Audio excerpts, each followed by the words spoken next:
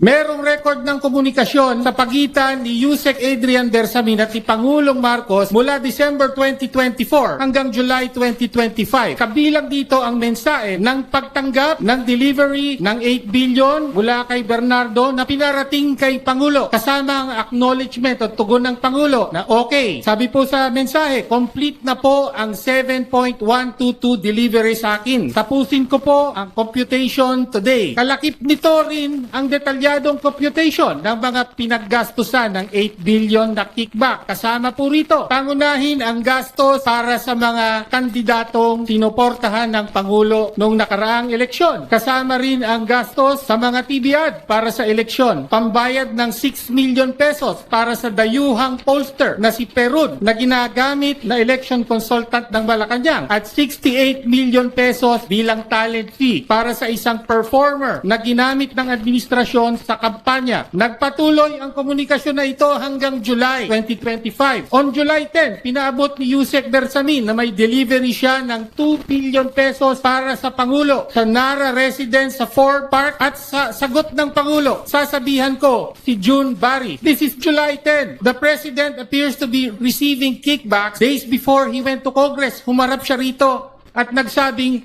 mahiya naman kayo. Bukod kay Yusek Bersamin, may kopya po ng record ng komunikasyong ito si Congressman Leandro Libiste at pinarating sa amin. Sa ilan sa aming mga kasapian dito, kasama si Congressman Erice, hawak din ito ng isang LGU official. Sa madaling sabi, may malakas na ebidensya sa aligasyon na may alam ng Pangulo ang corruption sa flood control. Direktang lumahok siya at tumanggap siya ng kickback mula rito.